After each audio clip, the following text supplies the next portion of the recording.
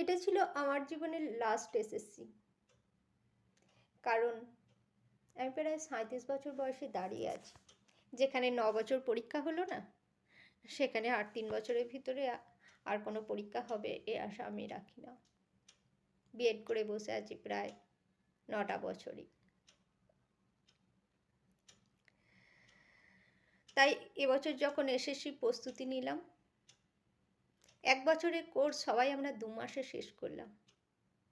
সেটা অন্যান্য স্টুডেন্টদের জন্য ইজি থাকলেও আমার জন্য কিন্তু ইজি থাকেনি। কারণ আমি পুরোপুরি সুস্থ মানুষ না, আমি ব্রেন টিউমার সার্ভাইভার। আমার পক্ষে এটা খুব টাফ জবই ছিল, কিন্তু তবুও মনকে বুঝিয়েছিলাম তখ্ত ইয়া তাগাত। আমি তো ইতিহাসের ছাত্রী।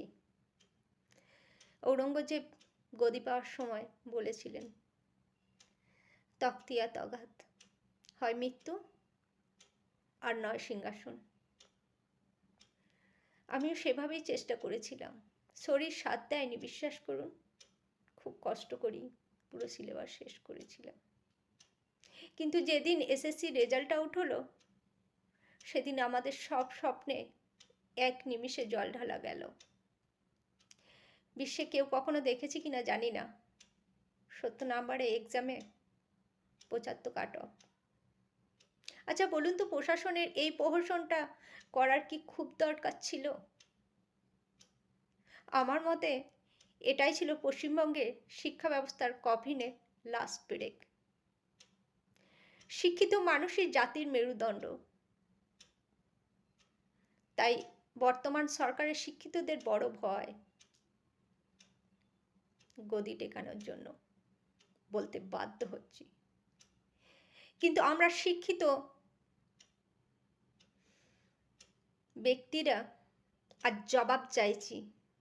কি অধিকার আছে প্রশাসনের এভাবে আমাদের যোগ্যতা নিয়ে, ইমোশন নিয়ে, অধ্যাবসায় নিয়ে ছিনিমিনি খেলার?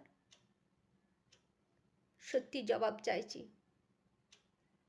অ্যাজ এ এসএসসি অ্যাসপিরেন্ট, এত বিএড কলেজ খুলে রাখার কি প্রয়োজন? শিক্ষা ব্যবস্থাটাকে তুলে দেওয়ার এত প্রচেষ্টা কেন? জবাব চাইছি। কণ্ঠে ও কলমে একজন এসএসসি অ্যাসপিরেন্ট, সমাজসেবী।